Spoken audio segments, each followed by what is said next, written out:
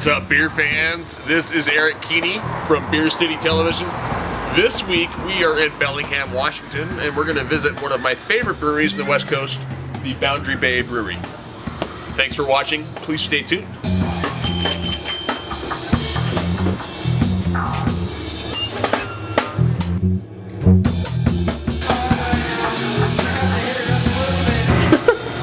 I love Slut Pop.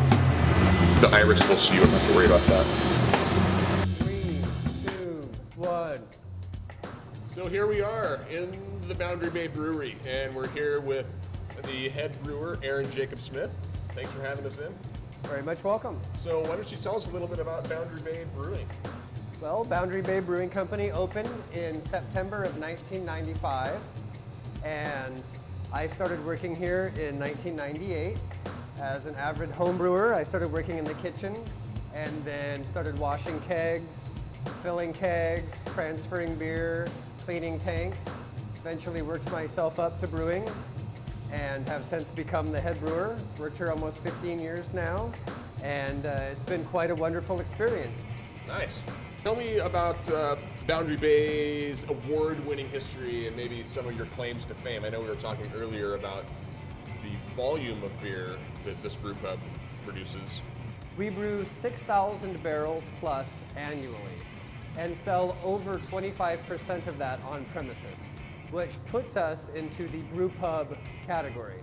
And so technically, we're the largest brew pub in the United States of America because we sell so much on premises and brew quite a large volume for a brewery our size of 17 barrels. Nice. We brew 7 to 12 times a week, depending on the season and how many tanks we have available. So that seems like quite a lot of brewing going on. Like, I'm Yes. surprised that there isn't something happening here right now. Well, I got here early so I could get done to talk to you. Nice. Also, you asked about the medals. Yeah. We have been open since 1995 and have won a lot of medals. If I was a smarter man, I could count that high, but I quit counting a long time ago. Between the World Beer Cup, the North American Beer Awards, and the Great American Beer Festival, we've won a good amount. And then you said that you guys won something this year for the GABF. Yes, we won a gold medal for the Cabin Fever Winter Ale. Right here. That's a mighty good ale. So, Bellingham, Washington, does the brewery's proximity to such a fertile and rich agricultural area have anything to do with what you use for ingredients and how you brew your beer? Most of the hops in the United States are grown in the Yakima area. And so I think the proximity to that, it's always been kind of hop country here in Washington. And I like to think that because of the climate, kind of cold, mild, and the fact that we're in hop country has led to us naturally wanting to have stronger, more flavorful, hoppy beers. Do you get a chance to actually go out and visit hop farms yourself? Absolutely, yeah. Once a year, it's called Yakimania. In Yakima, Hop Union puts it on. It's a wonderful program, and you go for a weekend and you tour the hop fields. You see how they process the hops from all the way from picking the hops off of the plant to pelletizing it and packaging. Excellent seminars with wonderful brewers, tons of information, and a lot of drinking of really good beer. On that note, we should move into the tasting room and maybe sample a few more beers. Excellent, let's do it.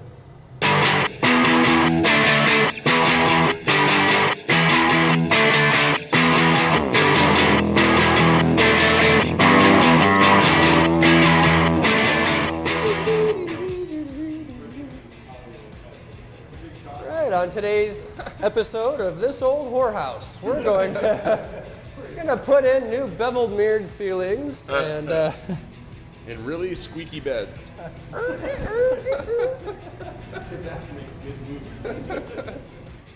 Yep.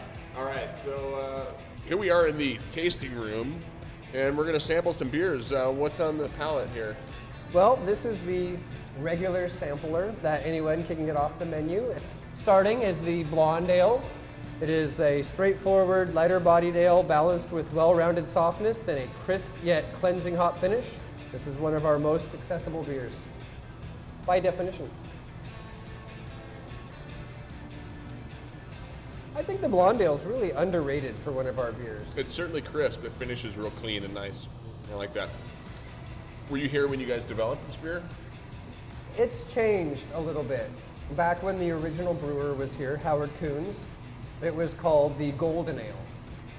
And we sort of reformulated it, made it a little bit lighter, and changed the hops to Saaz hops, and changed the name to the blonde ale from the Golden Ale. The Saaz hops, correct me if I'm wrong, but that's kind of a traditional hop to be used like in a Pilsner, like Yes, a German absolutely. Pilsner or a Czech Pilsner, right? That's what makes the Pilsner Urquell a Pilsner Urquell Yes. because of the Saaz hops. Yeah, very classic lager hop. Right. That's wonderful. Very low alpha acid, very nice flavor. Coming up next, we have the IPA, the most popular beer that we brew more and sell more of here at Boundary Bay. I like to think that we sort of influenced some other breweries in the IPA category of pushing the parameters and boundaries of how much hop flavor you can put into an IPA. And that was quite a while ago. It was nice to be proud for a long time that we really, really had one of the most strongest alcohol and hoppy beers in the IPA category. Yeah, I like this one quite a bit. Yeah, it used to have a lot of hops in it that are not in it now. And we settled on Centennial, Amarillo, and Cascade. It's a real nice balance. It's not a hit you over the head hop flavor. It's just like a nice balance where there's just a hint of it there. I like that quite a bit. Nice. When Skip Madsen was the head brewer here, we drank a lot of the IPA together and would brew a batch, change it a little bit, taste it, change it, taste it. Of every beer at Boundary Bay, the IPA I'm the most proud of. Skip and I really worked really hard to craft this beer.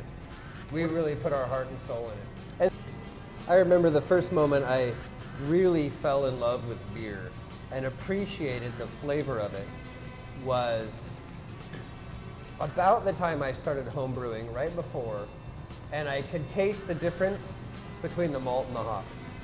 It seems like such a simple thing. So it's hard to believe, but we're down to one more taster.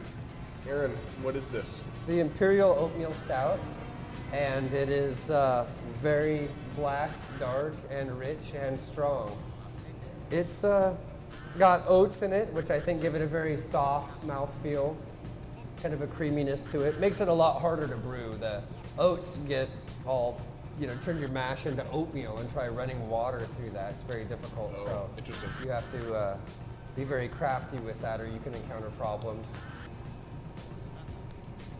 8.5% alcohol. Yeah, it's really good. It's edging up there. Yeah, it's fun to talk to the people who like to drink that exclusively because everyone has their favorite beer. And I find that the oatmeal stout drinkers are a little bit unique in the fact that you get people who just came from the gym and they're just all pumped up and on fire, and they'll come in and they'll drink a pint of it really fast and they're like, woo, gotta go. You're like, wow, okay. We used to get a bunch of dancers come in. Okay, you can look back at him now. Well, Aaron, thank you so much for having us in and sharing a little bit about Boundary Bay and your beers. Appreciate the time. For those of you that would like to visit the Boundary Bay Brewery, next time you're in Bellingham, Washington, on your way to Canada, or maybe make Bellingham your next destination, I highly recommend a visit. They make a mighty fine beer. I'm Aaron Keeney.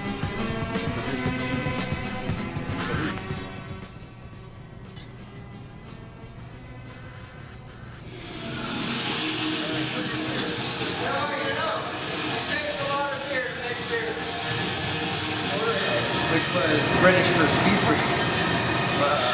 From the ouch, then,